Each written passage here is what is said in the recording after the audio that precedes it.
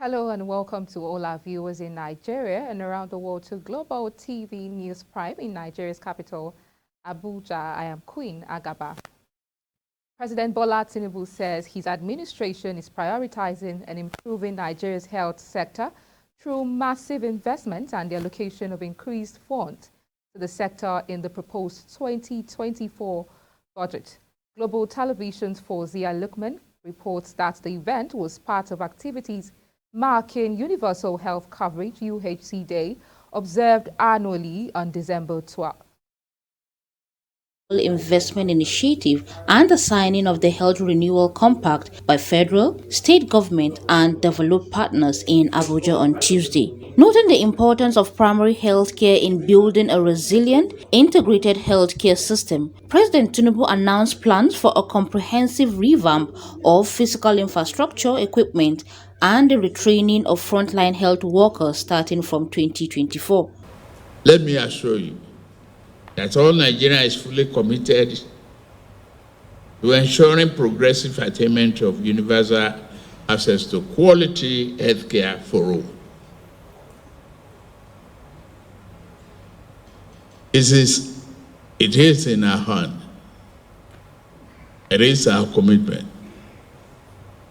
And I'm glad the subnational are here in full force. National Assembly is fully represented. Highlighting several key policy actions of the administration in the health sector, the Coordinating Minister of Health and Social Welfare, Professor Muhammad Alupati, explained that the BHCPF have been redesigned as the foundational basis for sector-wide approach. We are retraining up to 120,000 frontline health workers all over the country in a collaborative effort between the federal, state governments, local governments, and key development partners, to be followed by an enhanced deployment to those frontline centers. We'll also make transparent to all government, non-governmental partners, civil society organizations, and citizens the resources allocated, released, and the results achieved over time. Emphasizing the importance of transparent reporting, Professor Pate stated that the federal government will make resource allocation, releases, and results transparent to all stakeholders, including government bodies, non-governmental partners, civil society organizations, and citizens. This initiative aims to lower cost and guarantee quality, making life-saving medications more affordable for the poorest Nigerians. Fawzia Lukman, Global TV News. And in the works of President Bola Tinubu's renewed hope agenda, committed to providing shelter for the poor, internally displaced persons and refugees, the Humanitarian Affairs and Poverty Alleviation Minister went on an inspection visit to Idu camp. Global Television's Fawzia Lukman completes the report. The Minister of Humanitarian Affairs and Poverty Alleviation, Dr. Betta Edu, visit Idu refugee camp to inspect the just completed sample houses of what the shelter will look like. In engaging and empowering the community, the federal government ensured the sample houses were built by the local people in the community. The building was built under 10 days along with the introduction of solar system. Speaking to journalists, the minister said the federal government intends to build 1 million shelter across Nigeria. We had to immediately carry out a sample of what this shelter would look like. So we have 2 of them. One is the 1 bedroom, and then the second one is a 2 bedroom. But they are both samples, and these samples were built by the local people in this community for themselves. What's also interesting about it is the fact that we want to introduce the solar system to it, so that this poor shelter for the poor, for the vulnerable, for refugees, for internally displaced persons are not dependent on the national grid. The government intends to build 1 million shelters across Nigeria for poor, internally displaced, and refugees. So for 1 million household is the target. 1 million household will simply translate to, on the average, 5 million Nigerians receiving shelter across the country. The minister inspected and took over the 1 and 2 bedroom built under the program of the ministry. It is expected that over 1 million IDPs will receive 5 million houses by the federal government in an effort to eliminate poverty in Nigeria. Fauziya Lukman, Global TV News. The Minister of Housing and Urban Development, Ahmed Dangiwa, says the mortgage scheme for Nigerians in the United Kingdom, United States of America and Canada will be launched in February 2024. Dangiwa stated this ahead of the proposed launch in February 2024 of the Diaspora Mortgage Housing Scheme in the UK, USA and Canada when he received the chairman, Nigerians in Diaspora Commission, Abike Dabiriwa, and some management staff in his office in Abuja. The minister, in a statement signed by Gabriel Odu from the Protocol Unit, NIDCOM, on Wednesday, says the overall goal is to ensure that as our brothers and sisters sojourn abroad, they also have a decent shelter over here in Nigeria to call their home. Dangiwa added that the Federal Housing Authority was also committed to delivering on their tripartite mandate of a diaspora city project in partnership with NIDCOM, FHA and the FCT. The Edison Ehi-led Rivers State House of Assembly has declared the seats of 25 members of the House who are loyal to the Minister of the Federal Capital Territory, Nyesom Wike, vacant. Speaker Ehi made the declaration on Wednesday morning at the plenary of the House, saying the action was in line with Section 109, Subsection 1 of the Subsection 2 of the 1999 Constitution of the Federal Republic of Nigeria as amended. The affected 25 members were part of the 27 lawmakers who dumped the People's Democratic Party, PDP, for the All Progressives Congress on Monday. A Rivers State High Court in Port Harcourt has barred the factional Speaker of the State House of Assembly, Martin Amayewule, who is loyal to the Minister of the Federal Capital Territory, Nyesom Wike, from going into the State Assembly complex until the burnt chamber is fully renovated by the state government. It also ordered the factional Speaker of the State House of Assembly, Edison Ehi, to preside over the activities of the legislative arm of the state pending the determination of a motion before it. Justice Dana Gogo gave this order in an expert motion in which Rivers State House of Assembly was the first claimant and Edison Ehi the second claimant, while Martin Amayewule was first defendant, Deputy Speaker. Dumle Maul was the second defendant.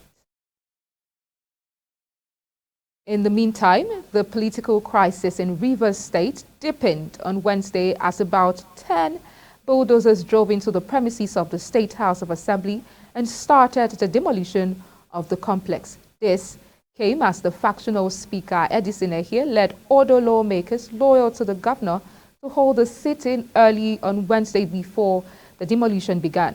It was gathered that Ehi during the session said the complex was due for repairs following the explosion that rocked the building on October 30th, 2023, saying the governor will provide an alternative place for them to sit for the meantime. The demolition is being done under tight security. Former Minister of Power and Steel, Olu Agunloye, has been declared wanted by the Economic and Financial Crimes Commission, EFCC. The minister, who hails from a Coconut local government area of Ondo State, was declared wanted by the Anti-Graft Agency over an alleged case of corruption and forgery. The EFCC in September quizzed Agunloye over an alleged $6 billion failed operate and transfer contract. The Commission on Wednesday disclosed this on its website while notifying the public. The Kebbi State government on Wednesday distributed 26 operational vehicles to members of the State Executive Councils drawn from 21 local government areas of the state.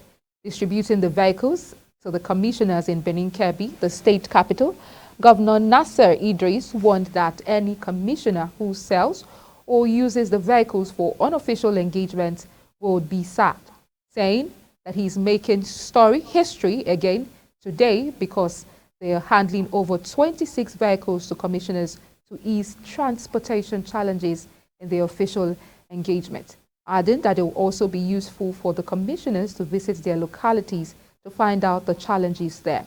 The Commissioner for Local Government and Chieftaincy Affairs, Alhaji Abubakar Garba, who spoke on behalf of his colleagues, assured the governor that the vehicles would be used strictly for the purpose that they were meant for.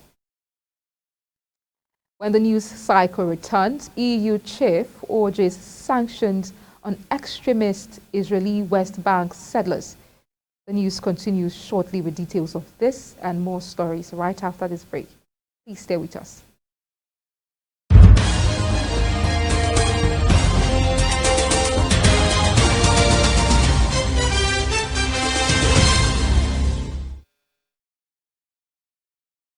Welcome back. This is Global Television bringing you live broadcast of the news prime from Nigeria's capital.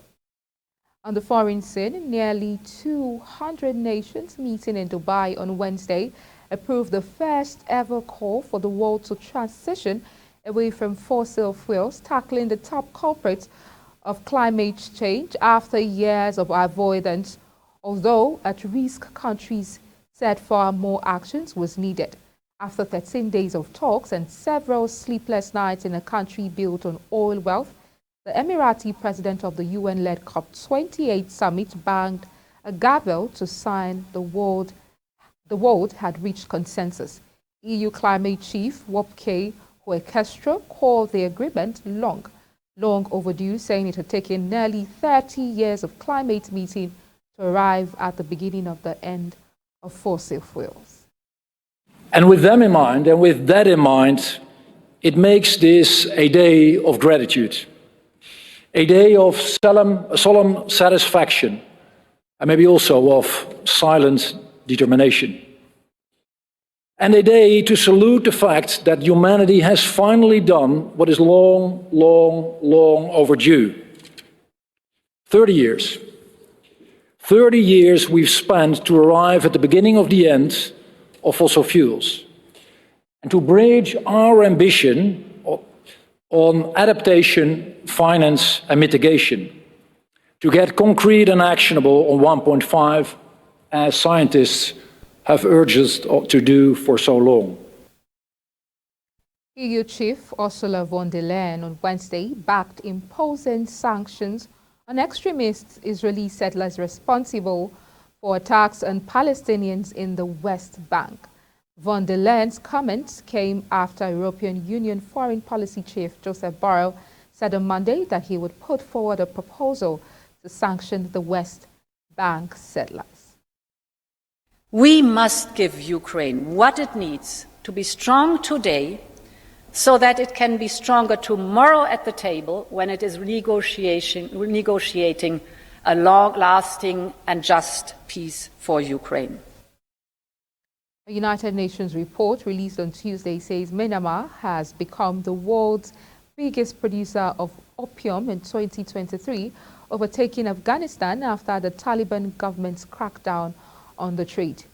Myanmar produced an estimated 1,080 metric tons of opium, essential for producing heroin this year, according to the latest report by the United Nations Office of Drugs and Crime. The figures come after opium production in Afghanistan slumped an estimated 95% to around 330 tons following the Taliban's ban on poppy cultivation in April last year, according to UNODC. The total estimated value of Myanmar's opiate economy rose to between $1 billion and $2.4 billion, the equivalent of 1.4 to 4.1% of the country's 2022 GDP. At least 23 soldiers have been killed and dozens injured in Pakistan after militants attacked a police compound.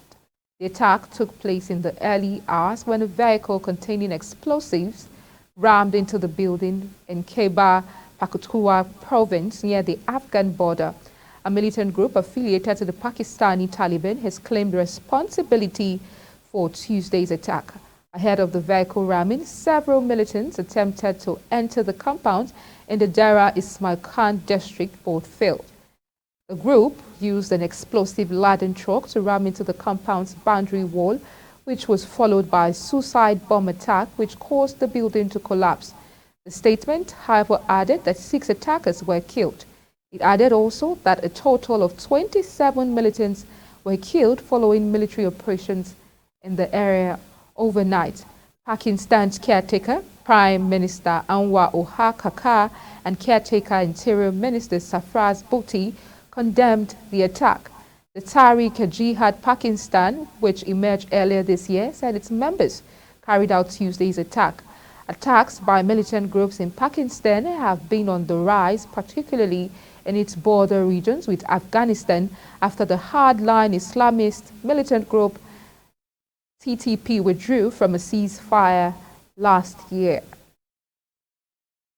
In business, the House of Representatives Committee on Solid Minerals Development has made a case for scaled-up budgetary allocations to the Ministry of Solid Minerals Development for the 2024 fiscal year to bolster the mining sector's contribution to diversification of the economy.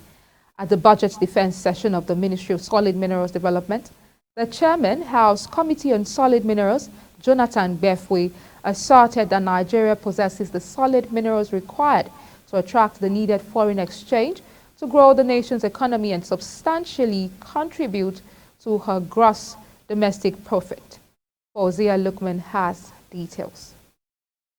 In the 70s, the solid mineral sector was accounting for over 50% of contributions to the GDP as against today, where it is only contributing a measure of 0.65% to the GDP. However, the present administration says it has placed priorities on the solid mineral sector for more revenue generation. Chairman House Committee on Solid Minerals stated that his enthusiasm about the impending revamp of the mining sector dampened upon receiving the 2024 budgetary estimate of the ministry, which he declared as grossly inadequate to make any significant impact in the very critical sector. The House Committee Chairman consequently pledged the House of Representatives' resolve to not only substantially increase budgetary allocations to the mining sector, but also work with executive to institutionalize reforms through the requisite legislative framework. The House of Representatives will not rest on its oars to form strategic partnerships with the executive, the minister and all the agencies to make sure we make good on the oath of office we swore to at our respective inaugurations. To this end, we have taken proactive steps to put up motions and bills that will strengthen and bring about reorganization and restructuring in line with the 7-point agenda of the Honorable Minister. In his presentation, the Minister of Solid Minerals Development, Dele Alake, stated that the commitment of the federal government to diversify the nation's economy through solid minerals. He emphasized that at least 44 economically viable minerals have been discovered, asserting that the imperative of sanitizing the sector and providing an enabling environment for mining operations cannot be overemphasized. In today's world, there is a general clamor, global clamor for energy transition into green energy. So, the meaning or implication is that fossil fuel, hydrocarbons, oil, petroleum, that we rely solely on is no longer in fashion and is going out. And in a couple of years down the line, if we are not careful, we may find ourselves as a society in an economic dire straits. To sanitize the mining environment, the minister revealed that issues of insecurity is being tackled with interagency collaborations alongside the Minister of Defense to create a new security architecture that will feature an infusion of a huge dose of technology. The nation and previous administrations had shut their eyes against this gold in quotes that we have under the ground. In fact, You yourself know more than I do, Mr. Chairman, that when you do a comparative analysis of the countries that survive on solid minerals in today's world, they are numerous. And some of them don't even have these minerals as much as we do. Alake recalled the conceptualization of his 7-point agenda on the assumption of office, followed by his efforts to redirect local and global attention to the mining sector, which he noted has so far generated far-reaching global interest in Nigeria's mineral resources. Fauziya Lukman, Global TV News.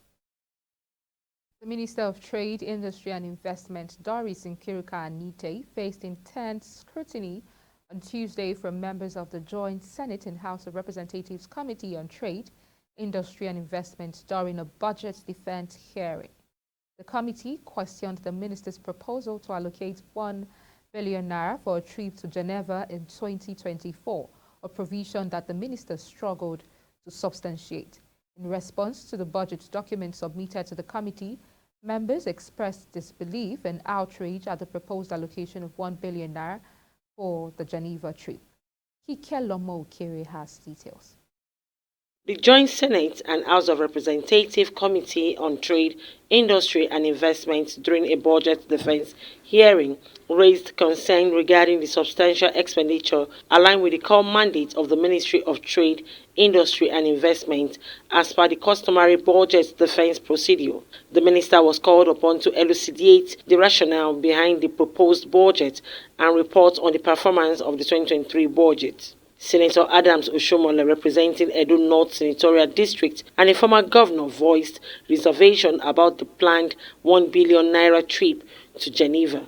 He questioned the necessity for the minister herself to undertake the trip, suggesting that she could leverage the expertise of her staff to achieve the intended objectives without incurring such significant expense. Senator Oshomole further criticized the proposed trip as an irresponsible use of taxpayers' money, urging the minister to explore more cost-effective methods to accomplish her goals. But there is one major thing that I've seen in all the committees that I've attended, and this is something the Senate has to look at. Every time Nigeria has to travel, including your ministry, we always have the largest delegation of Nigerians to trade missions. Now I see in your proposal, you have trade mission in Geneva, and you are going to spend almost over 1.7 billion naira to maintain your Geneva office, which means ideally you have trade experts in that office. And when I used to go to Geneva, where Nigerian ministers go with 30-man delegation, America will use their trade officers in Geneva to attend those meetings. They are just pure technical people. In Nigeria, the minister will lead the delegation, and by the time you multiply now, I don't know what the ESTA code is now, times 1,000, whatever it is, you'll find that ministers in trying to help put their people on trips, they don't attend the meetings, and they spend most of that time shopping. Addressing the minister, Senator Oshomole accused her of inadequate effort in promoting the nation's interest and demand details on the country's trade balance with other nations. He inquired whether the ministry had formulated strategies to enhance export and curtail imports, thereby improving the nation's trade equilibrium. The senator probing question were evidently aimed at highlighting what he perceived as the minister's lack of progress in advancing the country's trade interests. And when I talk of balance of trade, delete oil. The other one is an international product. So that we can appreciate how much we have gained in terms of giving all the money we spent over the years on export promotion and all the institutions we've set up, whether they are banks, they are commission, whatever they are, so that it will give us a window whether we are not just throwing money away. Earlier, the minister had presented 2024 budget proposal to the Joint Committee on Trade, Industry and Investment, emphasizing its role in fostering economic growth and national development. I'm delighted to be here today to present the 2024 budget by the Ministry of Industry, Trade and Investment. I am delighted to be before you, distinguished senators and House members. The 2024 budget of the ministry is made up of selected projects and programs designed to stimulate economic growth and national development. These projects and programs are also intended to fast-track the attainment of the renewed hope agenda in the Industry, Trade and Investment Ministry. The ministry remains committed to achieving its vision of promoting economic growth, creating jobs, and generating wealth, as well as formulating and implementing policies and programs that will attract both foreign direct investment and increase the local participation by local industries, boost industrialization, increase trade and exports, and also encourage development of enterprises. Kike Lomo Okeri, Global Television News. The Central Bank of Nigeria has announced the suspension of applications for new loans under its Development Finance Intervention Funds program. The suspension represents a significant shift in its approach to Development Finance Intervention Funds, which was previously considered a cornerstone of the central bank. The Apex Bank also charged deposit money banks with the recovery of previously granted loans under the scheme. The CBN made this known in a circular to the Chief Executive of Banks, signed by the Acting Director, Development Finance Department, Saad Hamidu. The circular, titled Suspension of Acceptance of New Applications under the Existing Central Bank of Nigeria.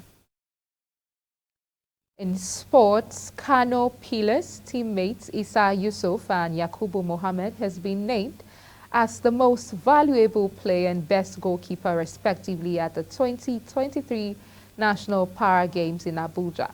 Team Kano edged Team Kwara 3-0 in an absorbing contest to claim top honors in amputee football at the second edition of the National Para Games.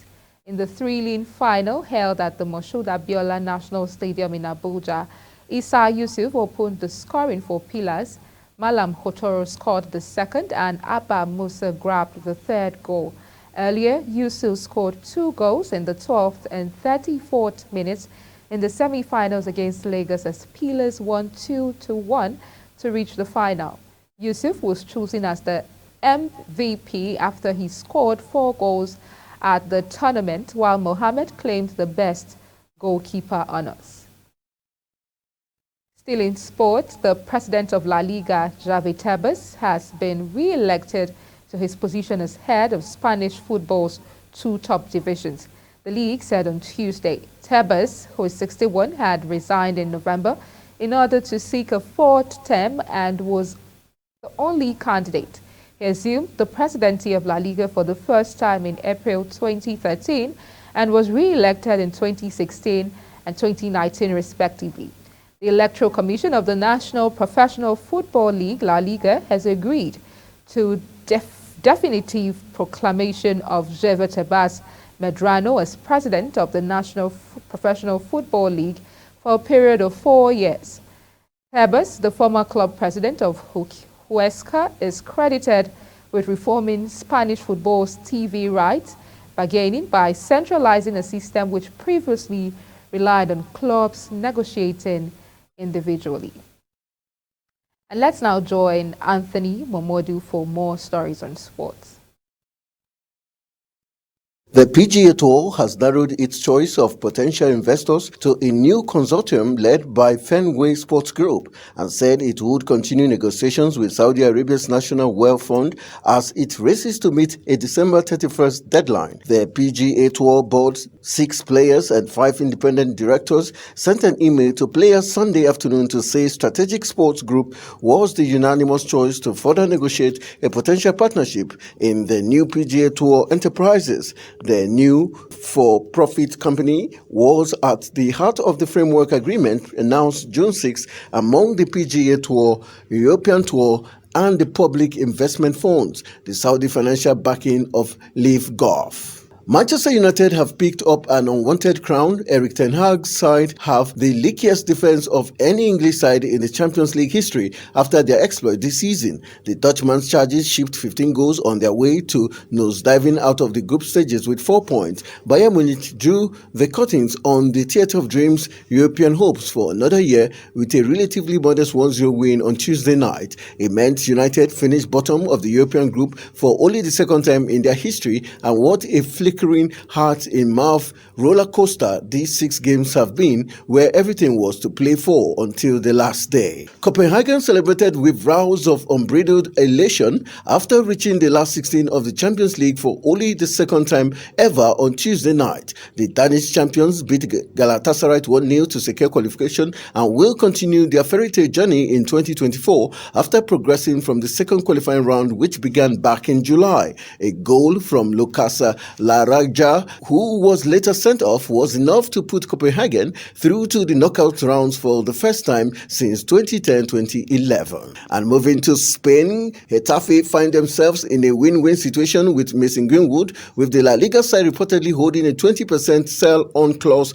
should the Manchester United striker go elsewhere at the end of the season. Greenwood made the season-long move to the Madrid-based side on loan in September and has proven to be a hit with 4 goals and 3 assists through 13 matches. There appears to no future for Greenwood at Manchester United, and the Athletic claim that while Getafe are weighing up making a permanent move for him, they are said to be in the money either way thanks to a previously unknown clause. And that's how we call it a wrap on the Sports News Update. I am Anthony Momodu. That's it on Global TV News Prime. We're on StarTimes, channel 276. Kindly follow us across all our social media platforms using @GlobalTVNG and other handles now showing on your screen. I'm Queen Agaba. Thank you for watching and see you again.